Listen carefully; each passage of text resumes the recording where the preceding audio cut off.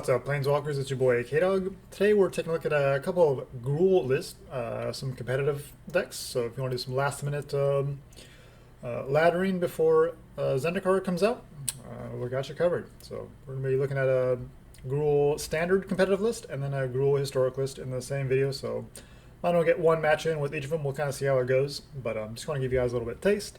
Obviously, Gruul isn't nothing groundbreaking or new. But, you know, something I would like to play around with. Obviously, we focus on a lot of under-the-radar type cards and stuff that tends to be overlooked. Well, Gruul is kind of one of those lists where it's, you know, when Burning Tree Emissary first was released, obviously Gruul was probably one of the top decks in Historic. But, you know, since then, it's still kind of underdog. Like, it's never really been, like top tier, but still very competitive and viable in both Standard and Historic.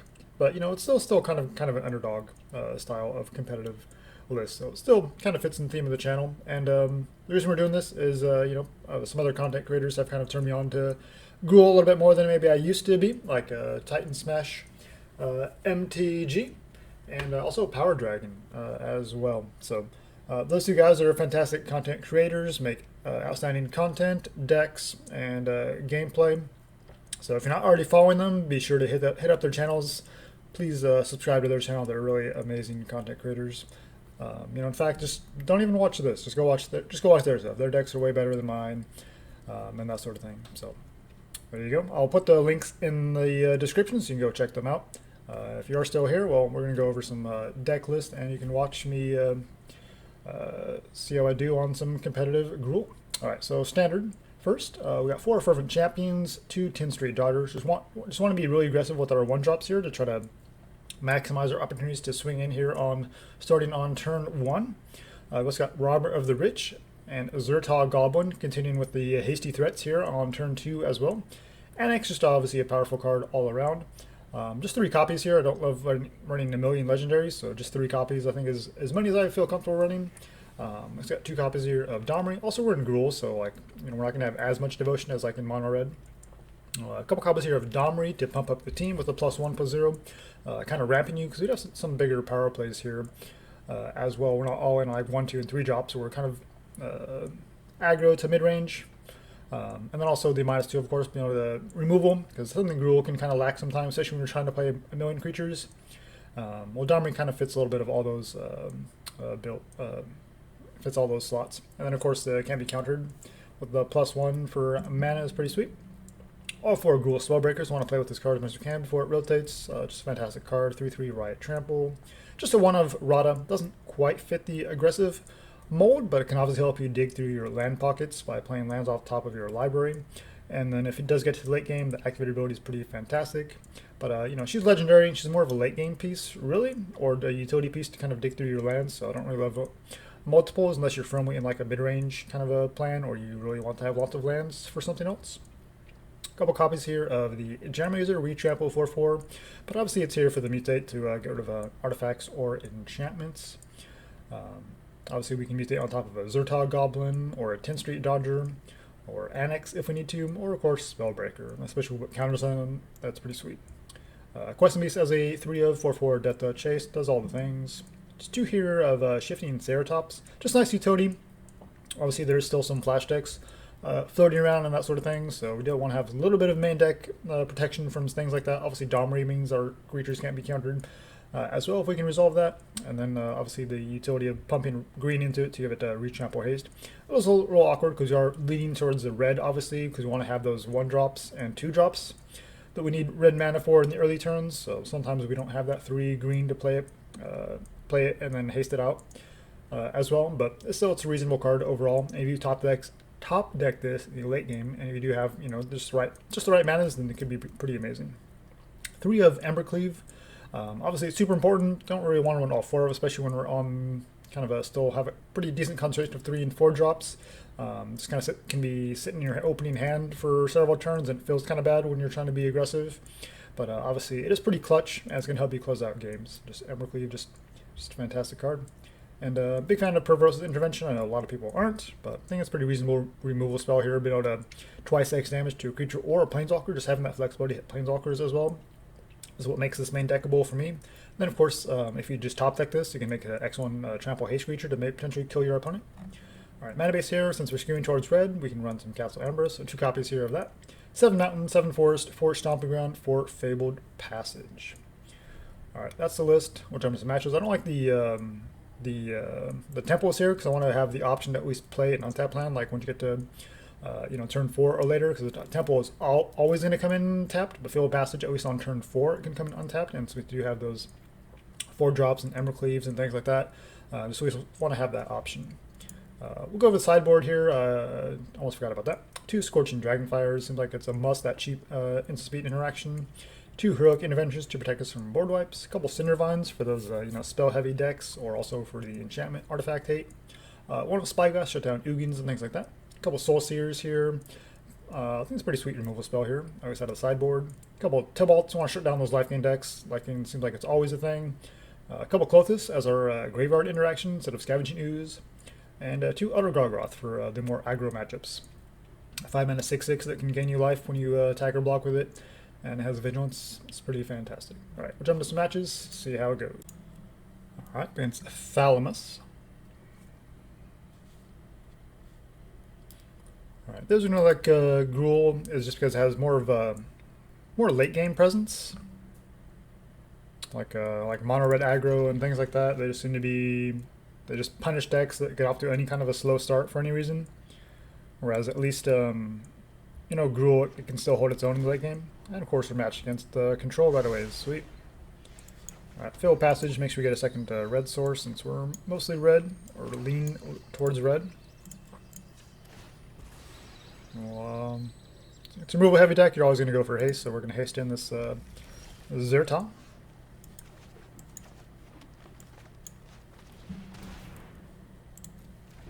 So that way if they have a sweeper or whatever, we just get guarantee that 2 points of damage. We could Radha, knowing it's a control deck, just to get some lands, but I think I'd rather play that after. Oh, so you're just a cheeky Underworld Dreams. Well, we can mutate. That seems pretty good.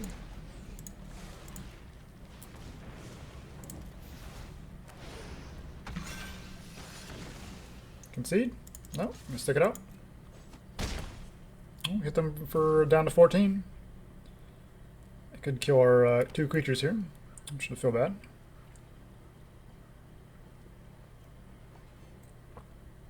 Field of Room, we don't care about at all. Wow, they're cracking. Do they want to get another blue source maybe? We have one of these pretty mountains. Okay, then get our intervention. Don't care.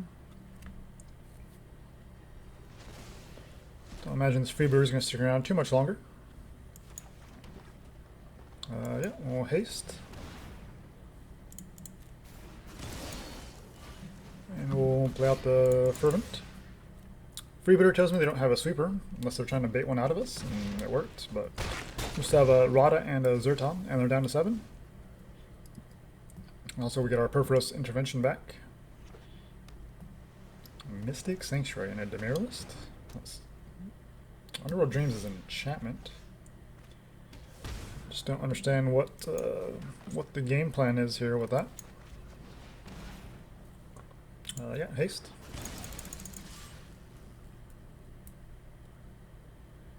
Let's see. 2 of our things have trample. So they trample for 2. They're dead. Yep.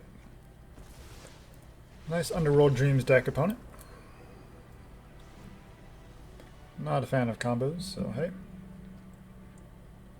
I mean, 10 Street's nice, but it definitely feels it's definitely expendable in this kind of matchup.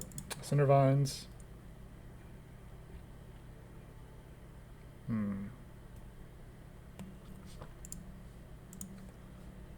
Fortunately, we killed them too quickly. We didn't get to see too much of what they're doing. Obviously, in Underworld Dreams peer into the abyss. So we need to be fast. They're in Dimir, so they could have counters. They probably have sweepers. I'm not sure Heroic is worth it though, because we have enough stuff that kind of get over the top of that. If they're not running too many creatures, the intervention doesn't feel too good. The Gargaroth will give us some kind of late game if they are able to stall us out.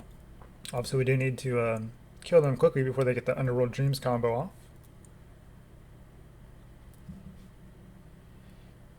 Probably just want Domri still. Radha might not be quite good enough. I'm actually going to bring in a Clothis. Mystic Sanctuary kind of makes me want to lean in that direction.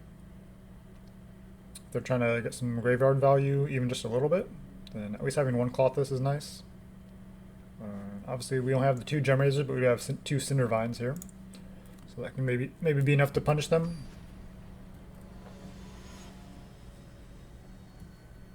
So Thin Street is nice to be aggressive, but they're playing Freebooters, then obviously that 2 toughness can block it all day. Oh man, this is... Soak it in, look at this hand. Look at that, 4 Mountains, Embereth, 2 Embercleaves. Can we really say no to this hand? Can we really say no to this hand? Yes, we're saying no, that's terrible. Alright. Yeah. So now we get 2 Forest and all these red spells. I kind of want to just concede, but obviously we're in ranked here, so we're gonna give it a go.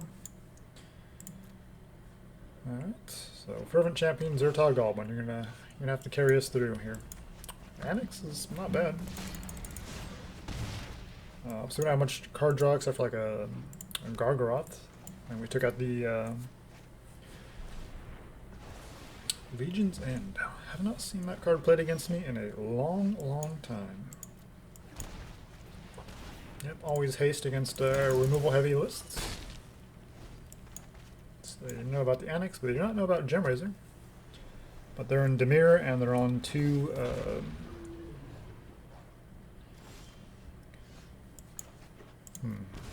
on double blue. Cerulean Drake. Really? I have not seen that card in months. I recorded one video earlier and we faced off against somebody who had like 3 at their sideboard, and now we're facing off against it again. What are the odds of that?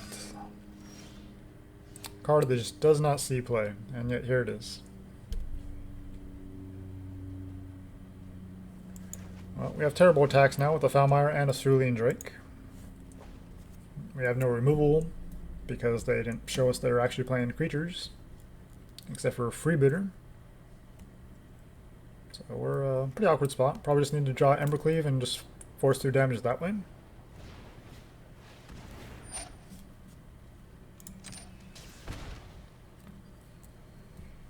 Yeah, it definitely feels like we're kind of an unwinnable position here now. They have the Drake that can block pretty much all of our stuff. Oh, you're just playing Ugin? Oh my god, dude. You're so boring. So we get this down to 3, so it's still... Wait. No, we'll get a reduction of 2. So we're missing 1 mana to actually get that. So we need to play Zhur-Taa. We'll put a counter. And we'll try to kill him next turn.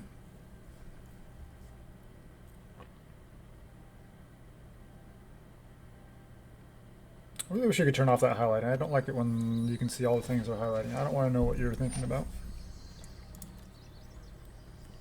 You want to kill my creatures, then just kill them. Don't highlight. Oh, don't let me see it.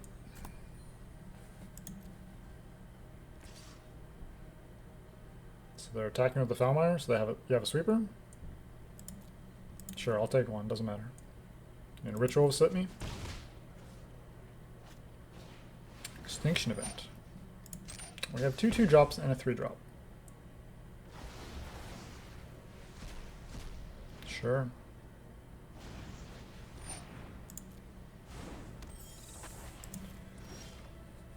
Alright, so opponent is on 6 lands, so they're still 2 away from Ugin. I guess we'll grab a Forest. Swing out, see what they do.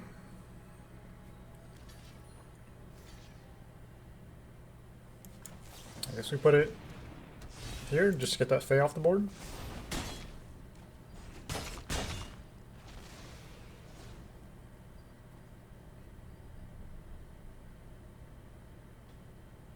I need 2 more lands or another Extinction Event.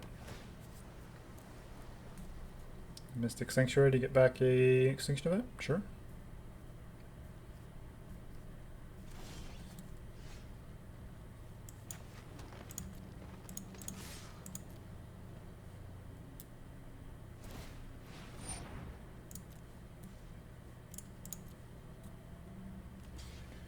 And we can't win from here. The Extinction Event and Ugin and Exile everything. And they're still at 12. That's dumb. And none of our removal hits the Cerulean Drake.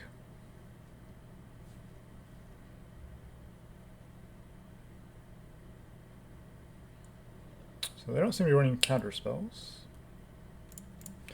So I'm actually going to bring in Spyglass and another Klothys, and maybe the incremental damage from Klothys is enough. We can Spyglass the Ugin.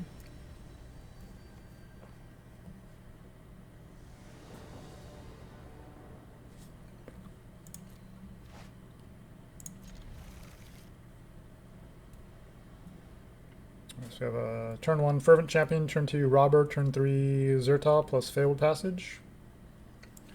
Not terrible. Obviously we're going first here this time, so that should make a huge difference. But if they just luck into their sideboard tech again, then it's pretty awkward.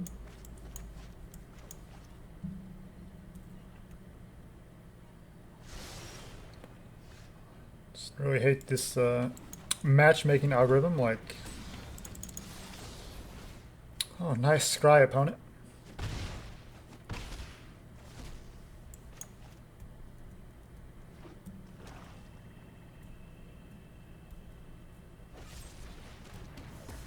Heartless Act, you got it. Untap land would be amazing? No.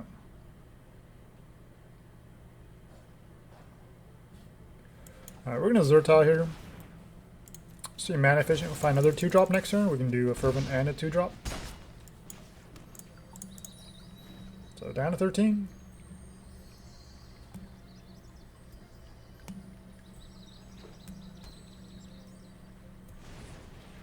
They found another Foul Miner.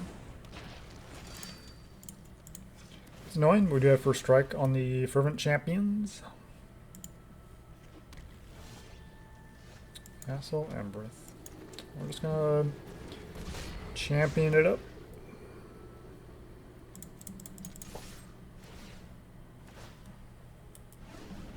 Yeah, block the Zhur-Taa, take 4. Yep. Could have Ritual sit here. Or Extinction Event. I'm guessing that's what they're going to play.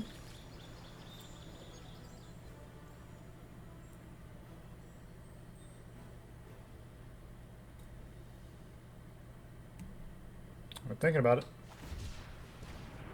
Neutralize. You're going to cycle that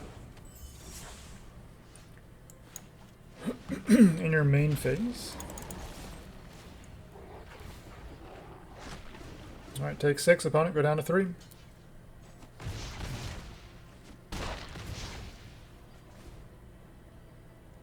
have a 1 and a 4-drop. You get an Extinction Event. Thirst remaining. They're looking for answers. They need a way to deal with the Questing Beast. Oh no, Underworld Dreams opponent? Oh, I'm sorry. And they're dead. Sweet. Yeah, that's a pretty annoying deck. Definitely happy to take that down. Sweet. Alright, against Zen God. This means they're probably gonna lose.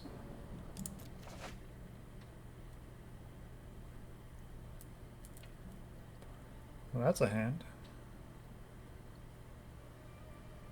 3 lands is 3 lands.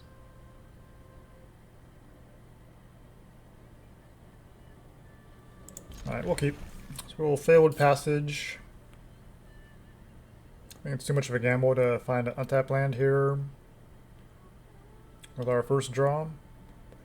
And since we have multiple 2-drops, I'd rather have guaranteed 2-drops than be stuck with a 10th Street Dodger for a couple turns.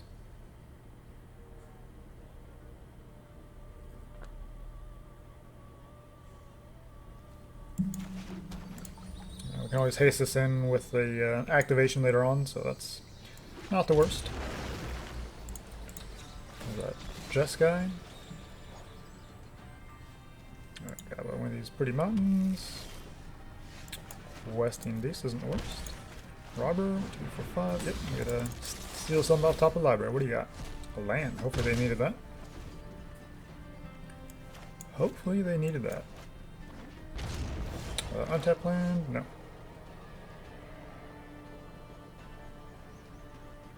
Now the Zhur-Taa. Haste.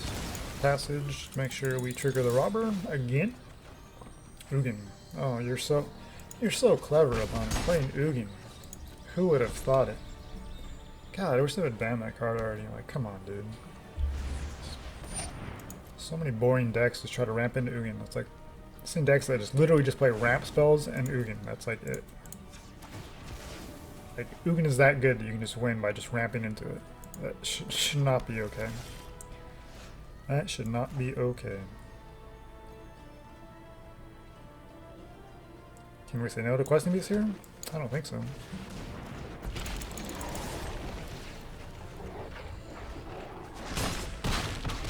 Down 6. So next turn definitely a Domri plus something. See if they have a Storm's Wrath. There's 4 colors. So they have a Sultai Triumph, so they're just... Yeah, I really don't care what they're... Don't really care too much for their deck. They're gonna be playing spells. We just didn't see anything. Like, saw Bone Crusher and Ugin. Cool opponent. So definitely want Spyglass to deal with that. They're gonna have sweepers. 4 colors though. What are they running? Shadow the Sky? It must be, right? We didn't see double white. Sultai? Oh, wait, is that 5 colors? Yeah, white. Yeah, 5 color control. Oh no, that's Ketria. Oh, I thought it was a Jeskai one. Alright, so they're probably running extinction events then, or maybe Storm's Wrath? So maybe Hero Convention is what we need. We'll hold off on that. We will hold off on that. Clothis. Probably Cinder Vines?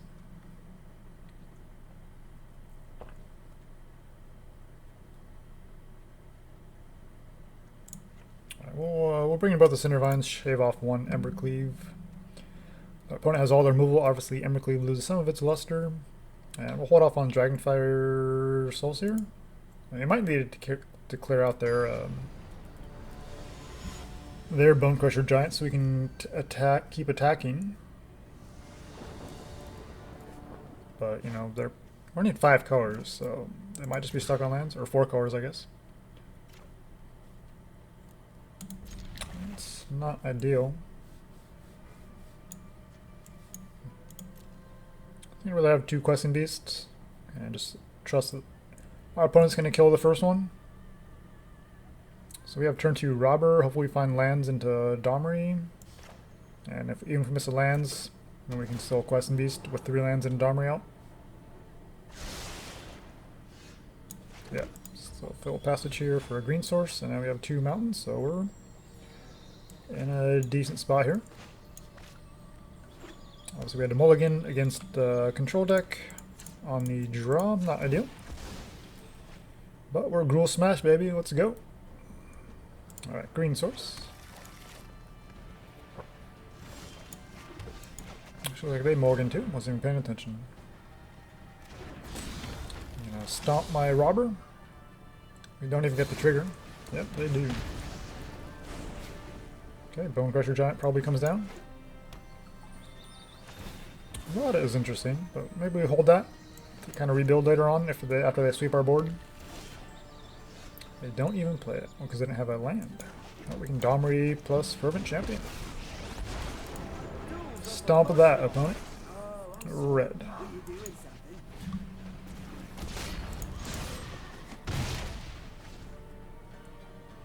We can have Domri fight Questing Beast on the Bone Crusher, but it's a fight effect, so we lose our Questing Beast. We could just swing and see what they do.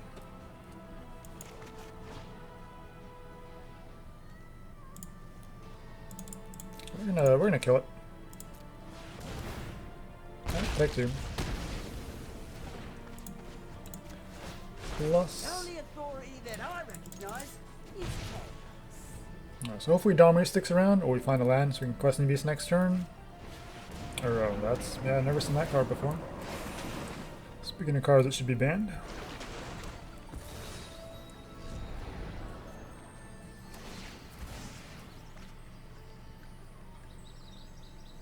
Just crazy when you look at like Rogue Refiner that was banned back in Kaladesh Standard, and now Uro, and look what it does versus that. It's just kind of insane. It is just insane. 2-man open. Could be a Petty Theft. No. Stomp. Well, we're in a pretty decent spot, but they still have plenty of answers, plenty of threats. They are still a couple cards from escaping Uro. How many is that again? 6? 5.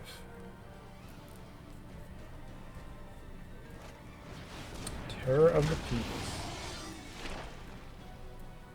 So your teamer, you were showing Sultai lands earlier too. I don't know what that's all about.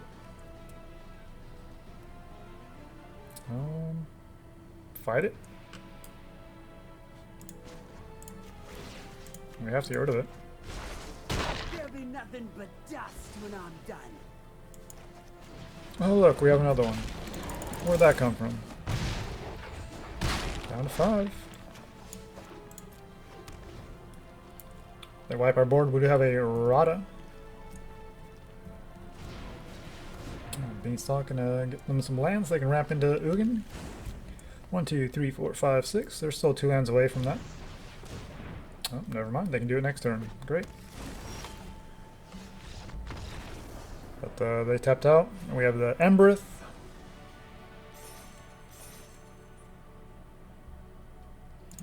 I don't know. I always expect to lose. So yeah, we got they're at 5. We're already representing 7. And then even if they had some way to interact with one of these creatures, Embereth. Well, if they killed the Questing Beast, obviously they're not dead. But yeah, since they just ramped, I'm not going to complain about that. Alright, so that went pretty well. We'll jump into the historic portion of the video. Gourmand. That's a card. Alright, here we are back in Historic for the Gruul Historic version competitive. I'm actually re-recording this because made a couple smaller changes, and there was one card I didn't actually have in my collection, and just wanted to go ahead and craft that and just give you guys the full version. So here we are, Historic Gruul Ranked. Alright, so starting off here, we have 3 Adventurous Impulse. Obviously, it's pretty tempting to put like a Llanowar Elf or something like that, and while in certain matchups, that's going to give you a huge advantage. Having that turn 1 ramp. There's also good removal, you know. So many decks, you know, have like a shock or some easy way to kind of deal with it. Whereas Adventurous Impulse is obviously better in the late game, while also smoothing out your draws in the early game as well. Because obviously having more keepable hands is actually made a huge difference from playtesting this. Because you actually want to curve out into your 2, 3, 4, and 5 drop. That's really the key. And Adventurous Impulse obviously just a better top deck, because if you can dig out a Questing Beast here with 5, 6 mana open in the mid to late game after you've just been Wrathed or whatever, you can Adventurous Impulse into like a Questing Beast or something like that, and just kind of keep trucking along. Whereas if you top deck a Llanowar Elf after that, then you're kind of feeling pretty bad.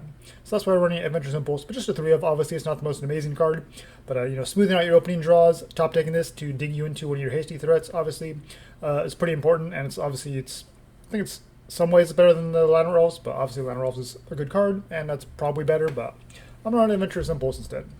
Earthshaker Kenra here, 2/1 haste, comes down, and target creature power less than 2, it cannot block this turn, and has Eternalize for 6 mana, so obviously it's a very resilient threat, unless obviously exile removal, of course, but you just Eternalize this, and it comes back as a 4/4, so creature power 4 or less can't block this turn.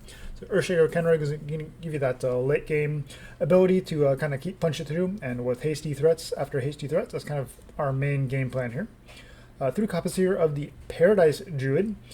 Just 3 copies. Obviously, we want to have a little bit of options to ramp and color fix, to maybe play a Questing Beast on turn 3, maybe get like Glorybringer down on turn 4, that kind of thing.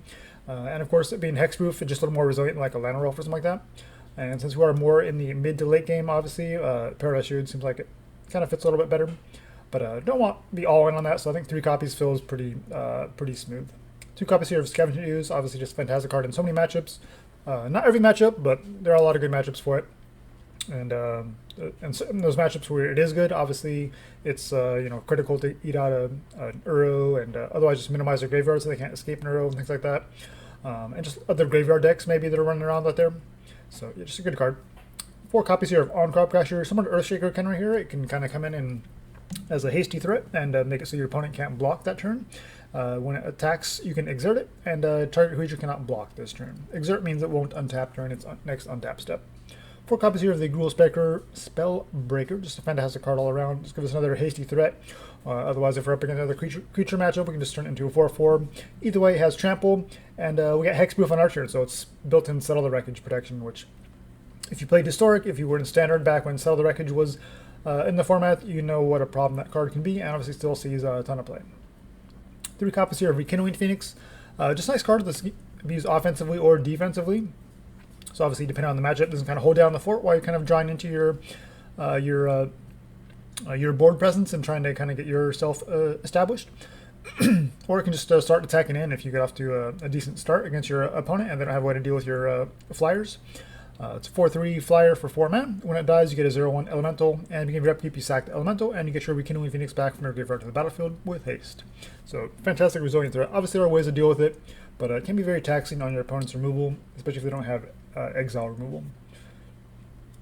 3 copies here of the Gemrazer. Just a fantastic card all around. There are such a variety of decks in the historic format, so having a main deck answer that hits artifacts and enchantments, and that also has some reach as well, is pretty just fantastic all around. Of course, Trample was just an icing on the cake, really.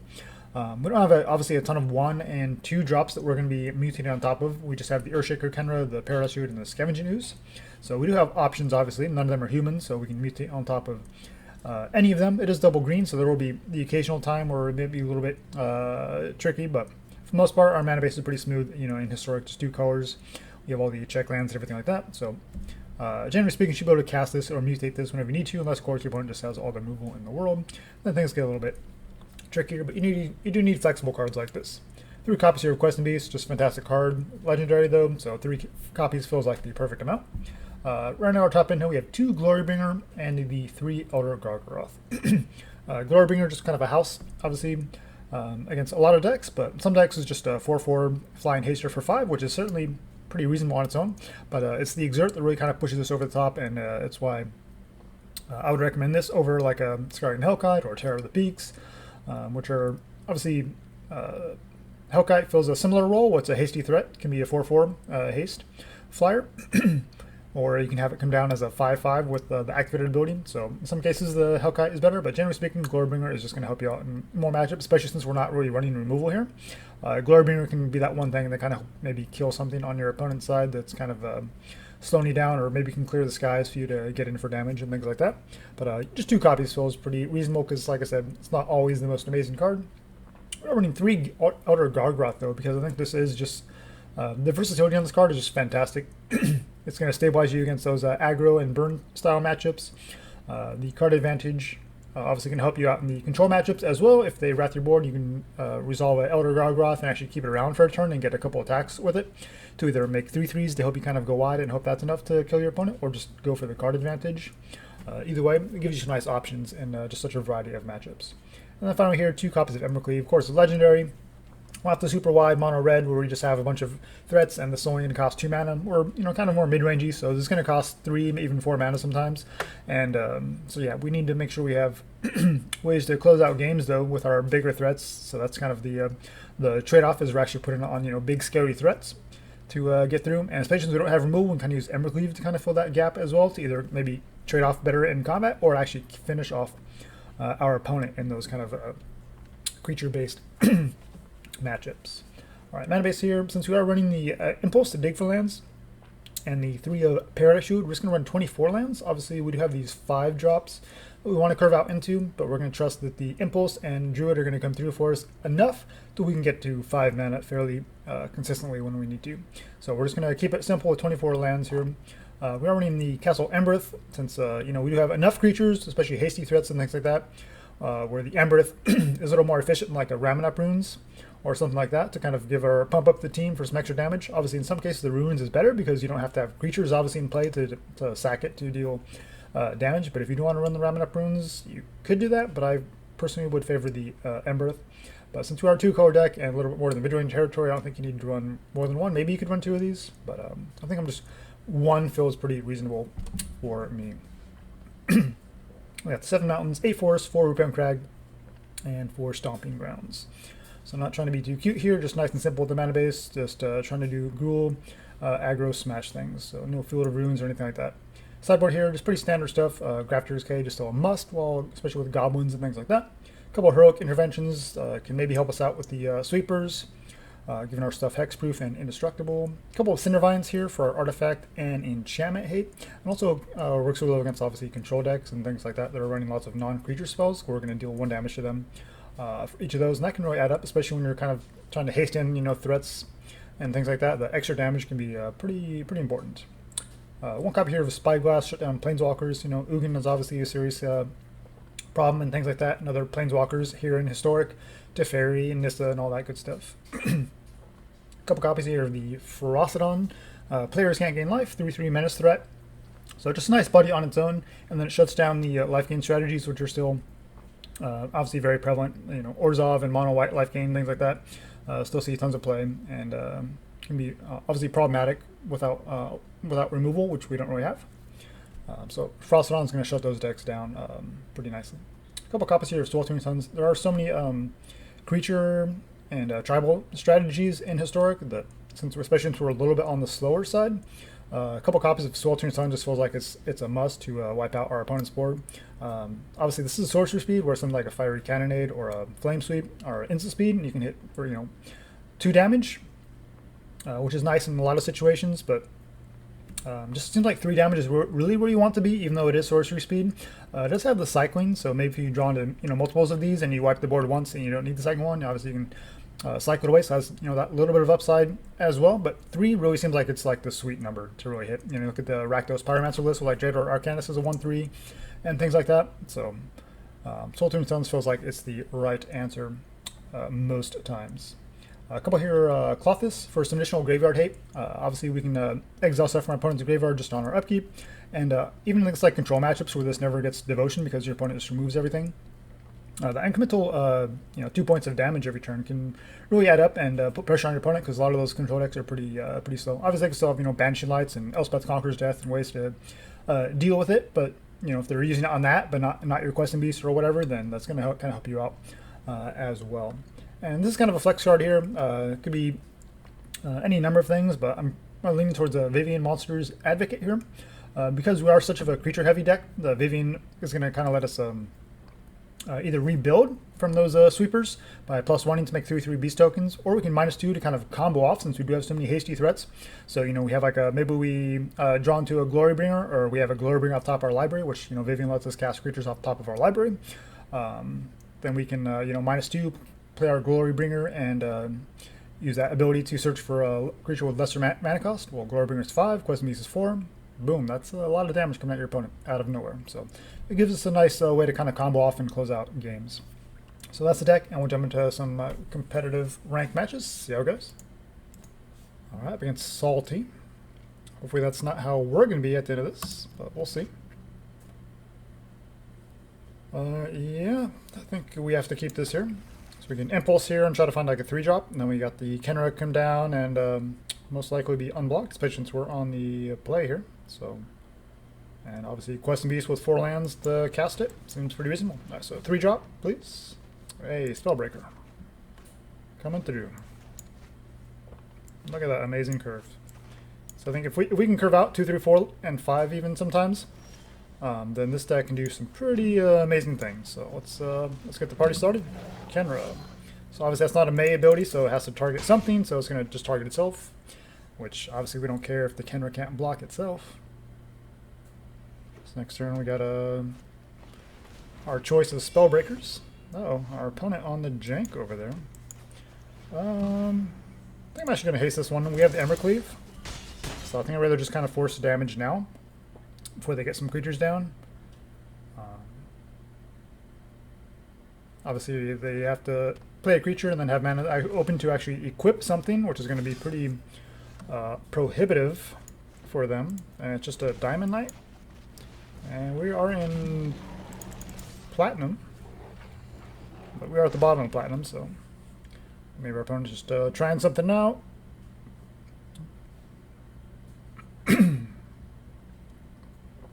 Now when I'm in a new rank, I don't mind just playing some jank, because I'm probably just gonna be stuck at the bottom anyway. So might as well just play some jank, and if you lose, it doesn't really matter, because you're platinum 4. Whether you lose with like an actual deck or you lose with whatever, then it just doesn't really matter. All right, going off with the Sedge Scorpion and equipping the Diamond Knight, making it a 2/4. Well, if we draw a land here, we're going to Glorybringer, otherwise we just Embercleave here. It's a land. Alright, Glorybringer and just Questing Beast Glorybringer. That's game. We could exert it just to be sure. They have 1 mana open, maybe they could do something.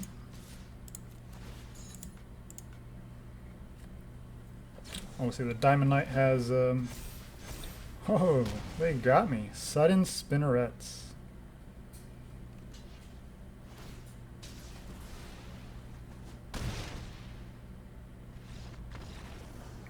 They got me big time. Wow.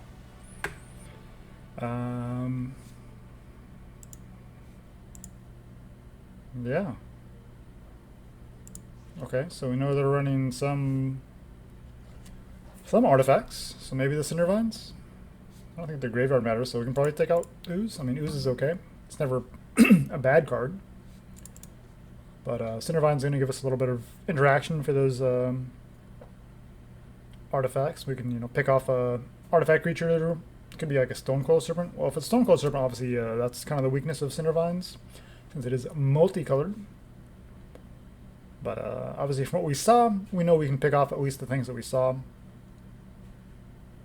So I think it's worth running, and obviously if they do have the Stonecoil, then we're a little bit have to find other ways of dealing with that.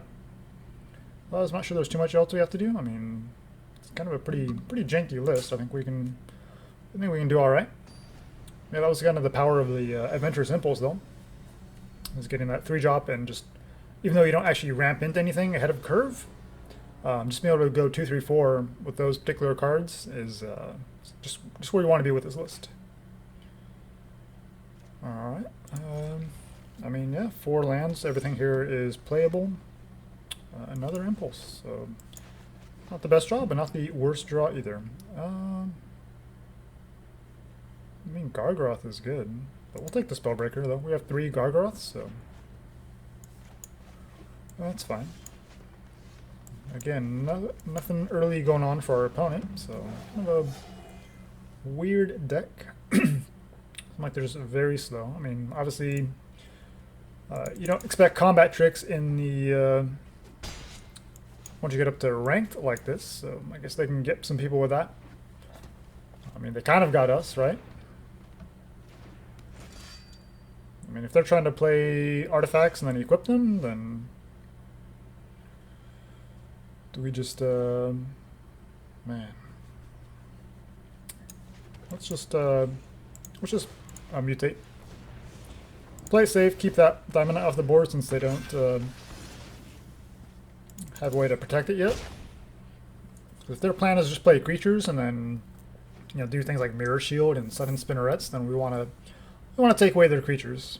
Any deck that's trying to do like combat tricks, then yeah, we want to kind of take away that option from them. I mean, if they want to block, that's fine. We're in the lead. We got a great hand here. We're just gonna drop the Phoenix, and then we got the hasty threats coming out next turn. They do go for the trade, no problem. All right, Phoenix. Now we can probably swing in the air. Now that we got the Reach Stonecoil out of the way, unless they have another one. Maybe that's why they blocked. Wow, that doesn't even make any sense. Stonecoil is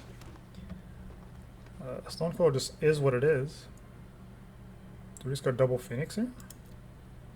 I don't care about Haltley at all. I mean, it can gain them life, which is annoying, but they have to have some creatures, and we haven't had any creatures to respect out of them. So we're going to go double Phoenix, and then we can on-crop next turn, and that might be enough to close this game out. If they just go single creature, then yeah, we just on-crop and exert, and then we've got the 8 total in the air, 2 4-powered creatures in the air, and then the on-crop for 3. So, yeah, pretty janky list from our opponent. I don't know if they were just trying something out, or maybe they just kind of got lucky with getting people. But yeah, nice quick match. Alright, against Chokomatsu.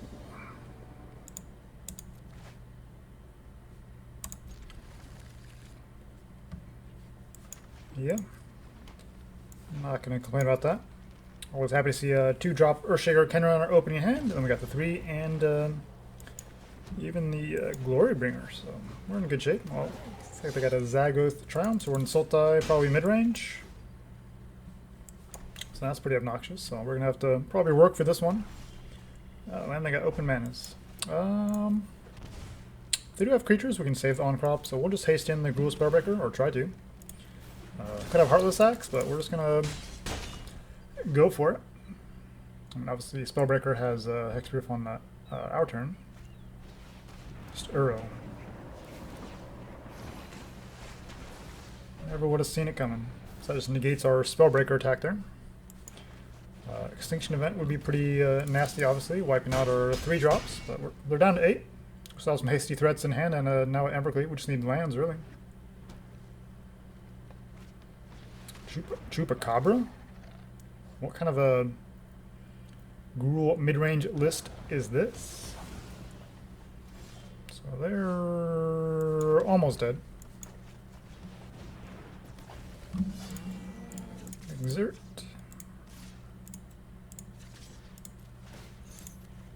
Alright, 3. Oh no, that was exactly. Hey, math is for blockers. Just saying.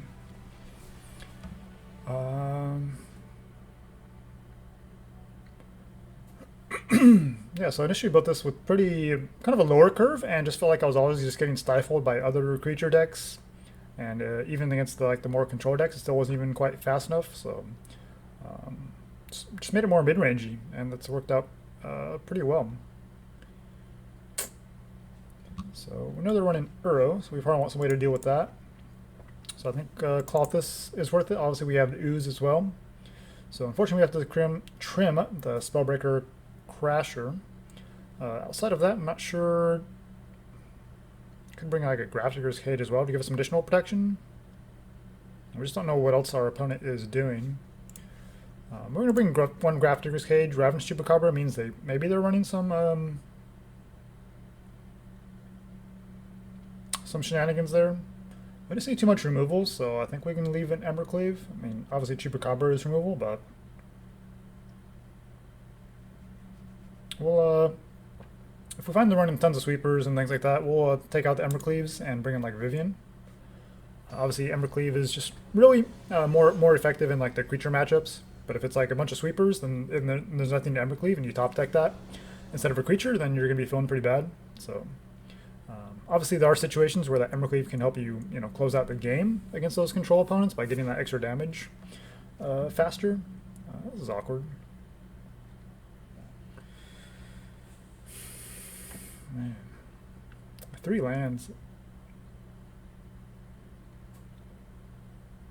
Can we keep this?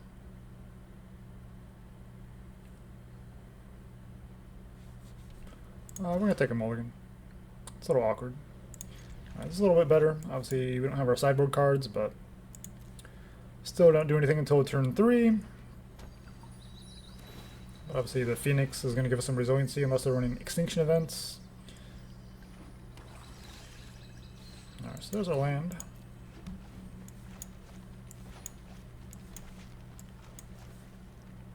So I'm not doing anything until turn 3 against a Sultai. Okay, so they're mid-range, just running the Uro just because it's a stupid card, and then they're just playing this kind of Golgari package, splash and blue for Uro and whatever else. They don't even have double black for the Murderous Rider yet. But they do have... oh. Okay, we're not prepared for this. It's not typically what you see. Well, we can't block these Ascendi, so we're going to get in there. No reason to exert it. If they want to trade, we'll absolutely take that, but they're not going to. They're going to hit us for 5, put us down to 12. And we're not really sideboarded for this because these sort of mid-rangey matchups with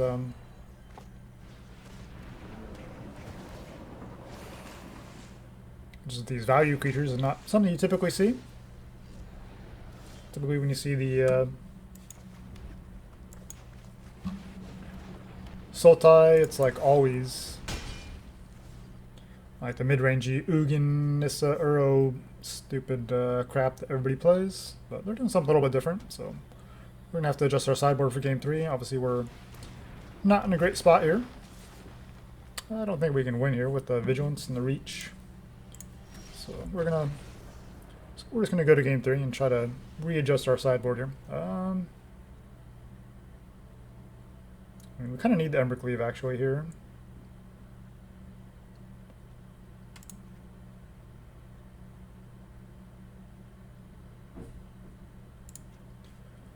I don't love Clothis as much if their Uro is just kind of there.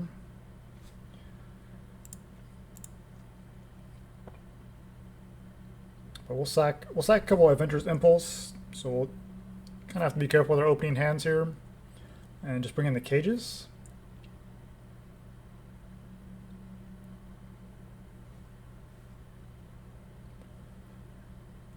I feel like we'll probably need to be more in a race than like a grind with them. Like they're probably gonna outgrind us with the Uros and things like that. So if we can just kind of be a little bit quicker. Obviously, Grafdigger's Cage kind of hurts us, so maybe it wasn't the right play.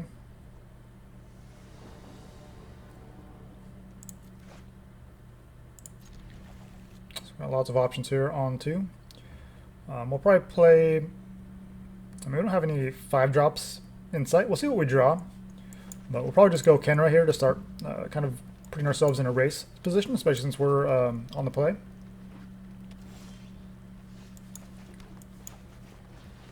Double Kenra is interesting, but I think we still want to get the Spellbreaker down.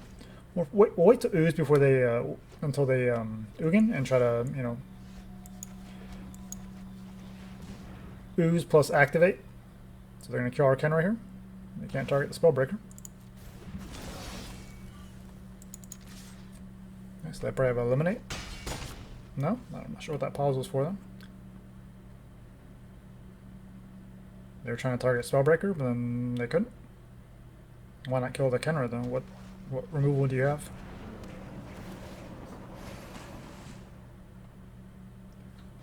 Please just ban Uro already. It's such a stupid card. Like, it literally just goes in like any deck and just does like everything. We're just gonna eat it now.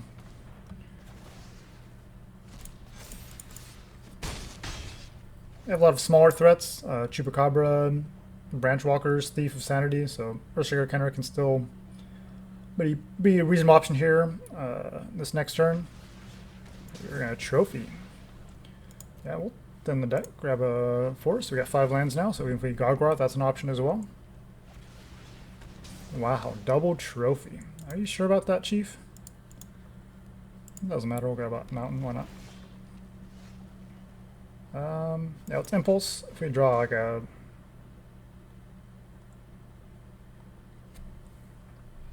I mean, we already got whatever one of their Uros. We'll just Gargaroth here. If they want to take their turn to kill the Gargaroth, then that's fine. We have a couple Kenras here that can maybe help us close out the game, depending on what they have. Okay, they take 2 Murderous Rider down to 7, and they're taking 2, 4, 6. I think we just go for it. Maybe we save Kenra next turn. Well, we're at 6 mana, so even if they have like some, oh, it has to be Extinction Event. We'll just save the Paradise just in case we need to rebuild. So they have to have Exile removal on the Kenras, or somehow gain a bunch of life or play multiple creatures. If they just play Murderous Rider, then they're effectively at 3. They block 1.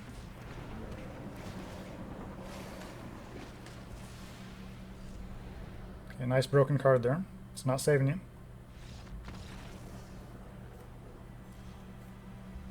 Alright, Gruul Smash. I'll wrap it up there. I think that's about as good as it gets.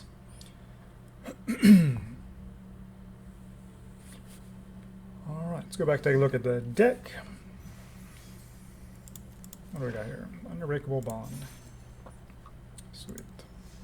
Alright, Historic Gruul Ranked. Gruul Smash, baby. Let's go. So we got the Adventurous Impulse, and you can kind of see how that actually worked better than Llanowar Elf. Like when we top deck it there and we got the Elder Gargaroth.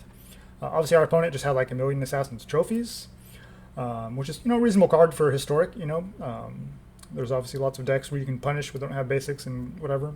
But yeah, obviously Adventurous Impulse, top decking it in the later game is obviously much better than Llanowar Elf.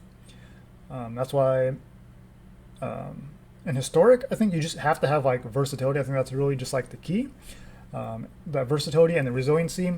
So like Earthshaker Kenra, having that 6 mana to Eternalize, and we're kind of a slower mid-rangey deck anyways. We're not really slower, obviously. We can be pretty fast. But Adventurous Impulse really fixes that, because it's really the keys are just playing the Kenra, Spellbreaker, or Crasher, and then like any of our 4-drops really on curve. If we can do that consistently, then we're going to have a pretty good chance in most matchups. We're going to be pretty solid in most matchups. And so that's where the Impulse really comes in to kind of line things up for us, get our stars lined up, and we can just kind of make everything happen the way we want it to. And obviously, if you top deck this later on, then you can get your hasty threats and probably still have mana to actually cast them and get value.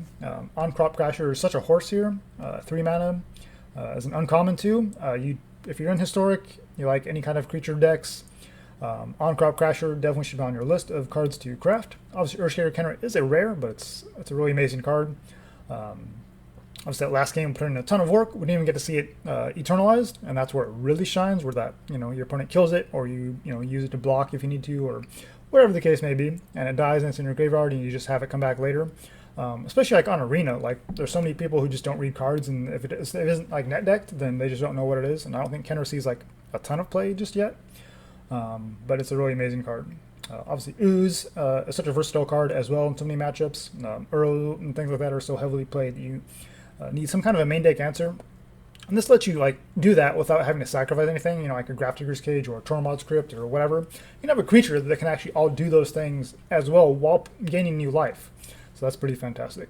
And like I said, the Spellbreaker gives you that protection from the Settle the Wreckage, which is a pretty nasty card. So that's definitely something to keep in mind if you're in Historic. Play around Settle the Wreckage always. If your opponent has 4 mana open, including 2 white, and they say good game, and you're showing lethal on the board, guaranteed they have Settle the Wreckage. Well, Spellbreaker says you cannot be the target of spells, and Settle the Wreckage, of course, targets you. Rekindling Phoenix is a mythic here as well, so that's a little bit hard, but like I said, this is a super powerful and versatile card. You can use offensively or defensively, so that means it goes in like a variety of decks. Even like controlling type decks can kind of use this and that sort of thing. And it also works aggressively as well, which is kind of more of what we're trying to do. Glorbringer didn't really see a ton of play, but it showed up pretty clutch in the game that we did see it. Gargaroth is obviously kind of a magnet for removal, but then if your opponent doesn't kill it, then it's going to give you so much value. And we're playing all these other threats that your opponent kind of has to answer as well. Questing Beast, Rekindling Phoenix, even your 3-drops and things like that. You don't want your opponent's not going to want you to exert your On-Crop Crasher and make it so that they can't block with their creature that maybe gains them life and helps them survive an extra turn and things like that. And then of course Embercleave, since we're not running removal, that's what's going to help you kind of close out some games in those creature matchups. But just 2 copies, obviously. Because it's going to cost 3-4 mana a lot of the times, because we're just a little bit slower than a lot of other decks. And then 3 Impulse, 3 Druid just feels pretty solid. When you do get the Druid down on 2, and it kind of lets you ramp up a little bit. It's gonna be nice. But we have these Kenras that if you have it in your opening hand or you draw into it to play on turn 2, that's what you're going to be wanting leading off with most times. Even if you have the Ooze. Because the Ooze you typically want to play a little bit later, so you can actually use its activated ability to start eating stuff up and actually get some value off of it. So sometimes it's better just wait, especially when we were up against that Uro opponent. You want to wait until they actually cast their Uro and think they're actually going to get some value off of it. Otherwise, your opponent could kill your ooze first and then play out their Uro, and then they have their Uro still in the graveyard later. So that would be bad for us, obviously. But we did it where we could, eat their Uro, and then they had to use removal on the ooze, so we couldn't eat any future Uros, which we saw that they had. And it really just kind of slowed down their game, and they weren't able to really add board presence to defend themselves, and we were able to just get all of these hasty threats. And if they had maybe a 2-drop or whatever, we could still get around that with Earthshaker Kenra, the Crasher, Exerting, Spellbreaker with Trample, Questing Beast, just so many threats here. And yeah, just super fun deck. And 24 lands with the Impulse and the Druid means you don't have to run, any more lands than the kind of the basic 24. Sideboard, didn't get to see Vivian here. Like I said, it is kind of a flex slot, but it is what I'm leaning towards because it gives you that resiliency, because it lets you kind of combo off with her -2 to get, multiple hasty threats down. I do think the Sweltering Suns is pretty clutch since we are a little bit slower deck. Obviously, if we lose our Kenra, we don't really care because we're going to Eternalize it later. So you just have to kind of watch your Paras Druids and your Scavenging Oozes and things like that in those matchups. But there are so many go wide strategies that can kind of swarm you, and we need to get to the Elder Gargaroth to have a chance. And in lieu of that, we need a Sweltering Suns to kind of shut them down, like Elf Ball and just so many different powerful decks that can do well. Goblins, obviously. And you do need to wait to shut down Life Gain because since we don't have removal, if you're there, Johnny's Pridemate or Bloodthirst Aerialist, whatever gets like 10-10, whatever. We can't deal with that here in our Gruul deck. We don't have any hard removal to deal with that, so we need to shut down the Life Gain deck. So, Paging Frostodon fits that role perfectly. Cindervines, could be Return in Nature, but the upside of Cindervines I feel like is worth it. Could be your personal preference or what you're feel like you're facing off against in the historic meta. So I originally had Return to Nature, but then I kind of decided to lean on Cindervines because it does have more upside. That 1 damage for every non-creature spell, and then of course sacking it, and then you do an extra 2 damage to your opponent. That can be pretty clutch in situations as well. Heroic Intervention obviously gives you some board wipe protection, but you do have to be careful to leave up 2 mana, which can be a little bit tricky since we are often tapping out for our 4 and even 5 drops at times. So sometimes maybe it kind of forces you to be a little bit slower, which can be good. Since you can't actually add more to the board because you have to leave mana open to play the Heroic Intervention. So sometimes that can actually work out to your advantage, obviously, by not overextending.